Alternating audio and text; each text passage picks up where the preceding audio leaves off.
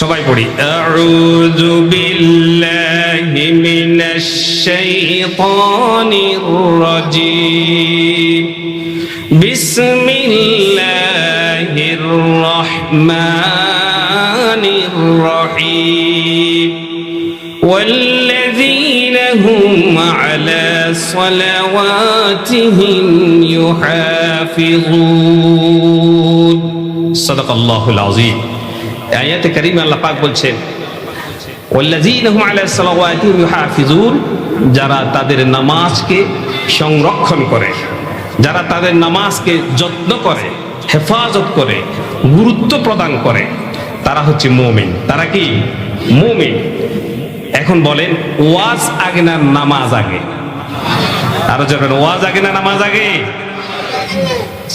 আজকে আমরা অনেকেই ফজর নামাজ পড়ি নাই, আজকে অনেকে জোহর পড়েন নাই, আসর পড়েছেন, মাগরিব পড়েন না, আজকে এশার পড়েছেন, অনেকে 3 ওয়াক্ত পড়েছেন, অনেকে 1 ওয়াক্ত পড়েছেন, অনেকে 1 ওয়াক্ত পড়েন নাই। এরকম আছে না নাই?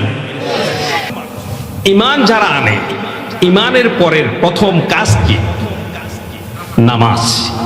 ঈমানের পরে একটা লোক যদি জোহরের নামাজের আগে ঈমান আনে, কোন মুসলমান যদি আসরের নামাজের আগে ইসলাম ধর্ম গ্রহণ করে, তার জন্য প্রথম কাজ হচ্ছে আগে ওযু করে নামাজ পড়া।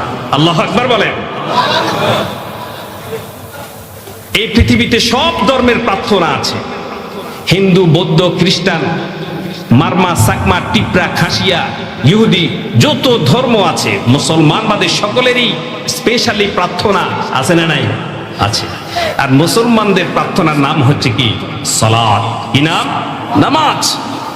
আমার ভাইরা যারা এখানে এসেছেন, যারা এখন 1 ওয়াক্ত নামাজ পড়েন নাই কিংবা কোনো ওয়াক্ত বাদ দিয়েছেন, আমি বিনয়ের সাথে আপনাদেরকে অনুরোধ করব, মাহফিলের শেষে আপনার নামাজগুলো পড়ে নেবেন। পারবেন তো ইনশাআল্লাহ?